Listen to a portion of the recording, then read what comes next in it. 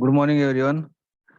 In this lecture, we are going to see the problem of bearings for the subject design of bridges.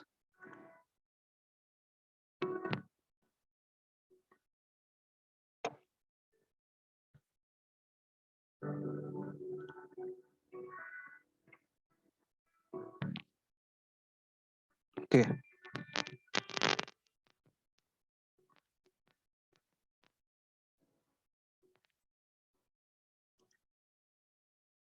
So first of all, we will see what do you mean by elastomeric bearings, because based on this only we are going to solve the problem. Okay. So bearings that are formed of horizontal layers of synthetic or natural rubber in thin layers bound between steel plates are nothing but elastomeric bearings. So here you can see the sketch in which correspondingly various thickness correspondingly synthetic are there. Okay, so which are of synthetic or natural rubbers. Okay, so their thickness you can see here, it has been mentioned, that is nothing but 0.25 inches, that is typical at top and bottom layer. Then at between steel reinforcement layers is been provided. Okay, then these bearings are capable of supporting high vertical loads with very small deformations. These bearings are flexible under lateral loads. Okay, so these bearings are more flexible than in under lateral loads, and they cause very small deformations. So the steel plates which are being provided, so they prevent the rubber layers from bulging, and lead cores that are being provided to increase damping capacity, as plain elastomeric bearings does not provide significant damping. Okay, so these elastomeric bearings are usually soft in horizontal direction and hard in vertical direction. Why? Because correspondingly the steel plates are being provided at the top and the bottom. Okay, so it consists of laminated elastomeric bearing equipped with a lead cylinder at the center of the bearing. The function of the rubber steel laminated portion of the bearing is to carry the weight of the structure and provide post-steel elasticity. Okay, the main function of the elastomeric bearing is nothing but to carry the weight of the structure and provide post-steel elasticity. So the lead core which has been designed should deform plastically, so thereby providing damping energy dissipation. Okay, so whatever is the energy that is been going to be created, so it is going to dissipate. So corresponding lead core is designed to deform plastically.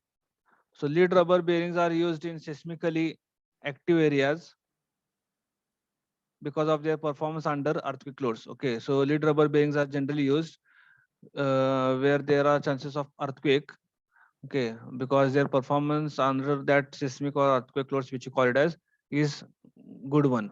Okay, so for this we require IRC code for elastomeric bearing design. So that is IRC Indian Road Congress 83 1987 part 2 section 9 bearings part 2 elastomeric bearings. Okay, so I will show it here. Okay, so this is nothing but regarding standard specifications and code of practice for road bridges. Okay, so whatever are the contents that we require for design, they are been mentioned this IRC code. Okay, that is 83 part 2. So whatever are the terminologies, notations, materials, design. Okay, how the installation is to be done, maintenance. Okay, what are the standard plan dimensions and design data we require, that we are going to take it from this IRC code. Okay, so here you can see the definition they have given: a bearing consisting of one or more internal layers of elastomer bonded to internal steel laminates by the process of vulcanization. So the bearing caters for translation and or rotation of the superstructure by elastic deformation. Okay, so whatever are the notations they have been given here that we are going to use. So material to be used is chloroprene CR only shall be used in the manufacture of bearing. So they are mentioning grades of raw elastomer of proven use in elastomeric bearings with low crystallization rates and adequate shelf life, that is neoprene, WRT, Beprin 110 or equivalent shall be used. So they are telling that no reclaimed rubber or vulcanized waste shall be used. Okay. So physical properties they have been given. So correspondingly,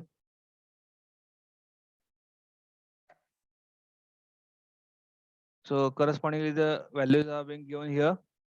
Okay, so plan dimensions. Okay, so they are given the plan dimensions correspondingly of the elastomeric bearing pad. Okay, so which we are supposed to take into consideration, and according to that load which is going to come over that bearing should be designed. So they are telling so dimensions should be conforming to appendix 1. Okay, so in the appendix 1, here you can see at the last they are provided. Okay, so here you can see. So I will rotate this.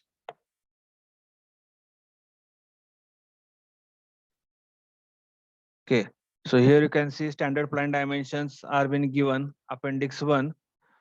So correspondingly, what should be the width, length, okay, then area, how much it is going to take place.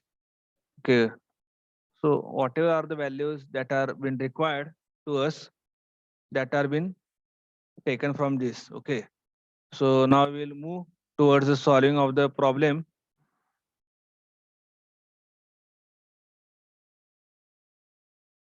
Okay,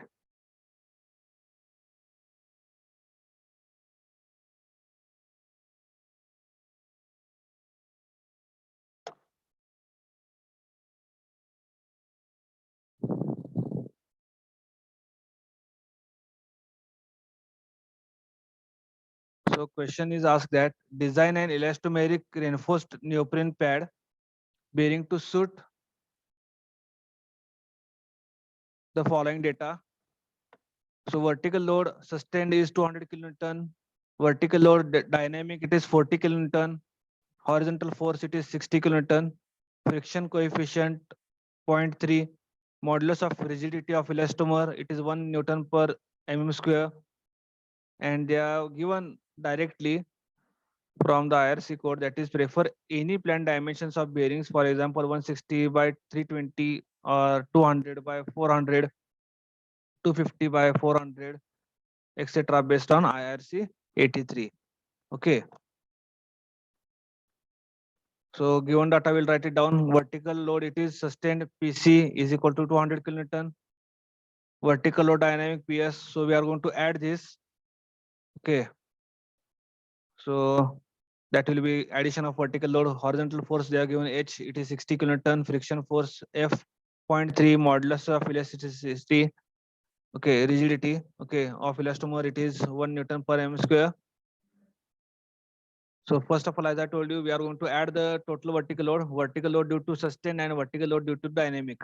Okay, so 200 plus 40, so it will give me 240 kilonewton. Then horizontal force it is given as 60 kilonewton. And we are going to assume the plan dimensions as I shown in the previous before only, that we are going to take the corresponding plan dimensions, but already they are given in the problem. So according to that only we are going to take, if they are not been given, so we are going to refer the appendix 1 clause number 916.3 IRC 83 1987 part 2. Okay, section 9 bearings. Okay, so for deciding the plan dimensions. Okay, so we'll assume, suppose the bearing dimensions are 250 by 500.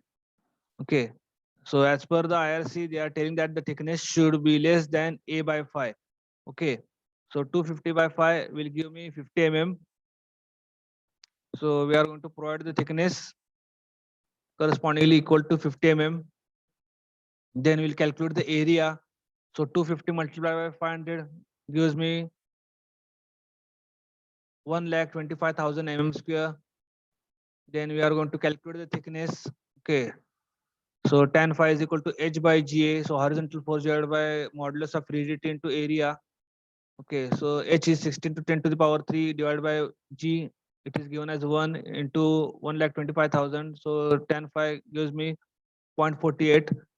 So the thickness U is equal to T into tan phi. So we have provided 50 into this multiplying factor 0.48 gives me 24 mm. Okay, but they are telling that the thickness should be at least 1.43 that of the U. Okay, so we have calculated 24 mm and actually provided we have 50 mm. So therefore the design is safe. That is whatever the thickness that has been provided for the said our bearing, it is sufficient. Next, we'll calculate the vertical stiffness. So for that, we are going to calculate the shape factor, which is denoted by letter capital S. Formula it is AB, small ab upon 2t into bracket a plus b. Okay, so just go on substituting the values. So sizes, that is plan dimension a into b. Okay, so thickness we have provided it is 50, and again plan dimensions 250 plus 500. So after calculating the shape factor, it is 1.667. Then we are going to calculate correspondingly a dash, that is a minus u into b, for checking whether the vertical stiffness, if I'm going to vary the thickness of the said bearing, what is the area. Okay, so it is giving me about 1,13,000 mm square, and according to that I have calculated once again. Okay, so which gives me here it is 3.334. Okay, next is calculation of axial stress. So which is given by sigma m, which is equal to p by a dash, should be less than 2 gs. Okay, so after providing all the values, I am getting this. Okay, so we have calculated sigma m, that is axial stress is coming out to be 2.124, and 2 gs, that is nothing but we have calculated here, that is for a dash, that is vertical stiffness, corresponding it is giving me to be 3.334. Okay, so it is lesser than that, that is axial stress is lesser than that. Okay, so therefore the design is safe, and in order to prevent slip, we are supposed to check it. Sigma m dash, same, we are going to provide it here, and it should be less than 1.5, oh sorry, greater than 1.5. So it is 1.7699. So therefore the design is safe. Okay, so this is the only problem which has been asked for at least 16 marks or directly for 25 marks in the paper. Okay, so in which in the problem statement it might be not be given directly the plan dimensions.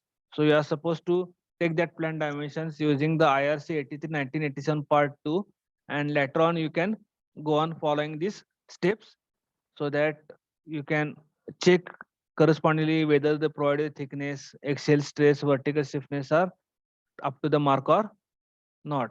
Okay, and also check for in order to prevent slip. Okay, so that is the design is safe. Okay, thank you.